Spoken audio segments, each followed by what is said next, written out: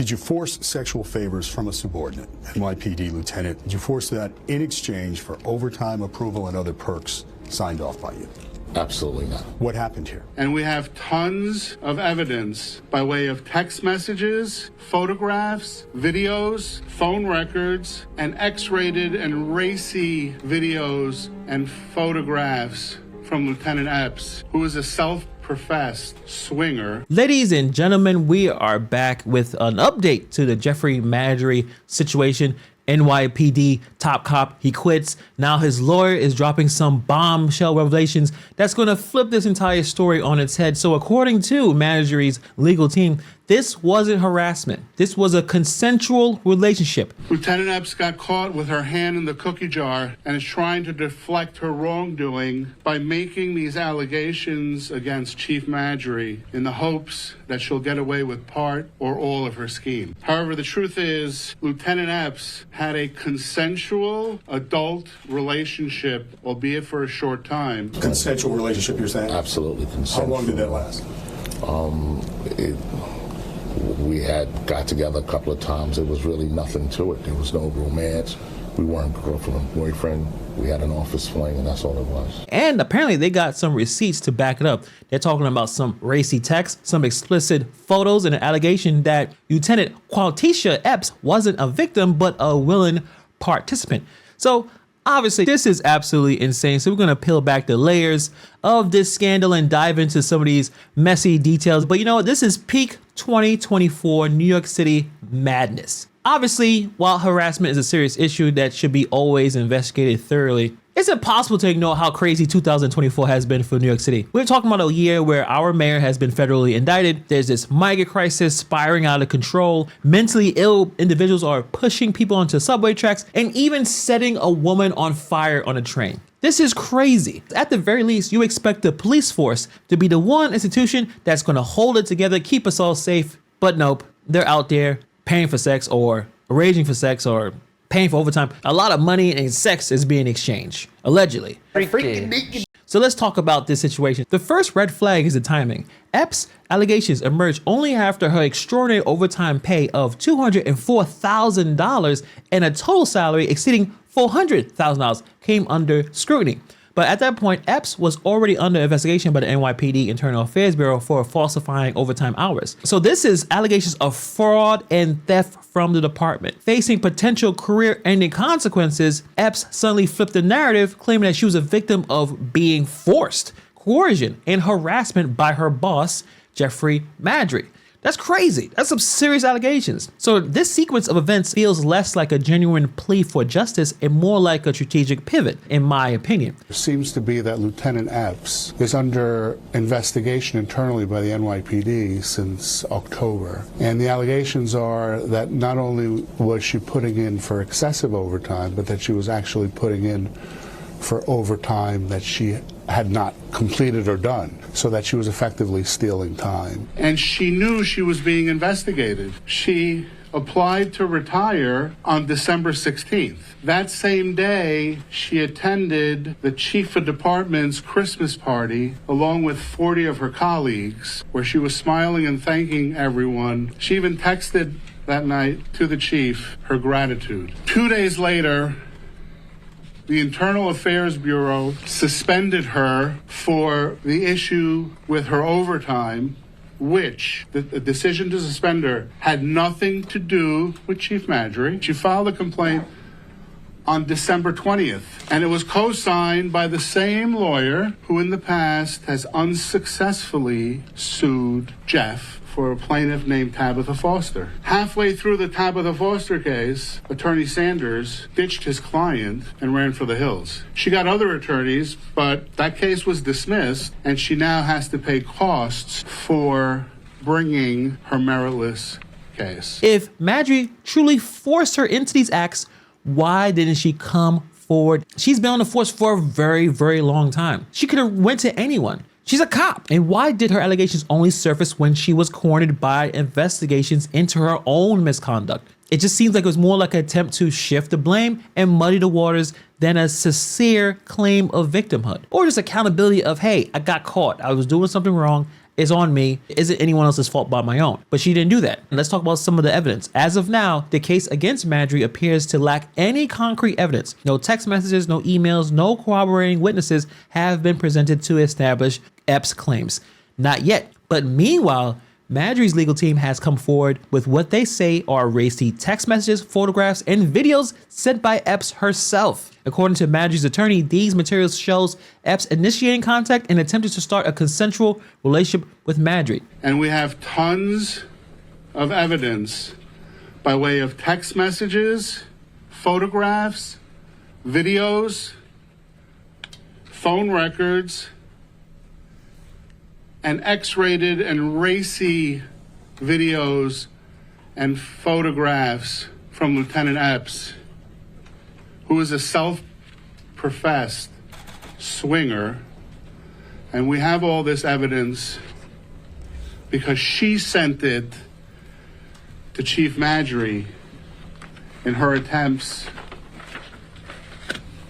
to have him begin a relationship with her. Now, is it possible that Epps was forced to send these type of things to Marjorie? It's possible, but it's unlikely. It probably was a consensual relationship. And the problem is that this changes the framing significantly. If the relationship was consensual, then the allegations of harassment crumble under its own weight. Consensual relationships, while potentially inappropriate in a professional setting, do not amount to a coercion or abuse. The existence of these materials suggests that Epps may have been more than a willing participant than her claims indicate, undermine the narrative of victimhood that she has constructed. One of the cornerstones of Epps' allegations is the claim that Marjorie abuses his position of power to force her into these sexual acts. Power dynamics in professional relationships are critical and must be handled with care, as they can create environments that is very easy to be exploited, right? Talk about a lot of things that happened this year with the power dynamics of Diddy, who go out their way to use their power to take advantage of people. But in this case, the power dynamics argument feels shaky until we find some more evidence. It just feels a little off. And here's another really important information that Marjorie's attorney talked about. He made it clear that apparently Marjorie had no control over Epps' overtime approvals, but overtime slips require multiple levels of sign-off and are subject to checks and balances outside of the chief's peer review. Now, going to the overtime aspect of this case, we want to set the record straight so that everyone understands how overtime works in the NYPD. There is a system of checks and balances in place so that overtime can't be stolen. But let me tell you right now, Chief Marjorie is not a part of that checks and balance system. Chief Marjorie manages the day-to-day operations of 33,500 police officers in their fight on crime. When a police officer or a member of the NYPD puts in for overtime, they have to fill out what's called a slip. That slip has to be signed by a supervisor. That supervisor is never a chief. There are people within chiefs' offices who are tasked with making sure that slips are appropriate and have to be approved. If Marjorie wasn't directly in charge of granting Epps overtime hours, the claim that he used those hours as leverage for sexual favors becomes hard to substantiate. It becomes harder to believe. Let's not forget Marjorie's position as the NYPD chief of department. Top brass, big guy, the big boss. With that type of influence, it's entirely plausible that he could have ensured her overtime requests were approved without any issue of signing off, without explicitly signing off anything. Being the big dog at the NYPD, Marjorie likely had the power to manipulate the processes in his favor. And it's worth considering whether he had a role in smoothing the way for Epps' extraordinary overtime hours. After all, someone had to review those hours. It's hard to imagine that much overtime slipping by unnoticed without the nudge from someone at top. Instead, this allegation feels more like a convenient framing to justify her extraordinary earnings and deflect on her own questionable practices. But here we're talking about some swinger narrative. So another bizarre twist in this case is the revelation that Epps allegedly identified herself as a swinger and reportedly sent these photos and videos to Marjorie. While one's personal life and how freaky they are and how they get down isn't really important to workplace dynamics, these details matter in the context of the allegations. If Epps was actively pursuing Marjorie, as the evidence suggests, the idea that she was forced or harassed becomes hard to believe. Instead, it paints a picture of a consensual but inappropriate relationship, one that has spiraled into scandal when both parties are exposed. The swinger angle also implicates the portrayal of Epps as a powerless victim. If she was actively engaging with Marjorie on her own terms, consensual stuff, the narrative shifts from harassment to mutual misconduct. Both people are doing the wrong thing. This doesn't absolve Madry from wrongdoing. I mean, he did quit, and he did indeed engage in a relationship with a person that he was supposed to be leading, his subordinate, but it significantly weakens the claim of harassment. One of the most interesting aspects of this case is how it mirrors a classic deflection strategy. When faced with serious allegations of her own, specifically falsifying overtime hours, making more money than the damn mayor, Epps turned the tables and accused her superior of misconduct. This tactic isn't new. This is a well-documented psychological and legal strategy to divert attention from one's own wrongdoing by placing blame on someone else. So by framing herself as a victim, Epps not only shifts the spotlight, but also creates a narrative that garners public sympathy. Sexual harassment allegations are serious and often elicit immediate outrage, making them a powerful tool to derail investigations and complicate accountability. Whether intentional or not, Epps' claims have managed to muddy the waters and make it hard to focus on her own actions, her own wrongdoing. And what makes this case tricky is the role of public perception. Once an allegation is made, the accused often faces an uphill battle to prove their own innocence. In Madry's case, his decades of service and reputation as the cop are now overshadowed by these claims. Regardless of the eventual outcome, the damage to his career and legacy is already done. He's given 34 years of his life to the NYPD, yet's been repeatedly sued meritlessly. And for those of you who know, he's now a practicing attorney, completed his law degree while in the NYPD. He's got one grandchild and another one on the way, and he reached his boiling point. But now, without the constraints of the NYPD, he's going to take the gloves off and fight for his good name going forward. I have given so much to the city, so much, and I've never asked anyone for anything in return, all right? Countless people who can never repay me for what I've done for them, all right? And I've never looked for repayment, not even from the lieutenant. So for her to try and spin a story like this is very hurtful because I've given so much to the people of this city. It's already done since he was already having inappropriate relationships anyway. Shouldn't be doing that.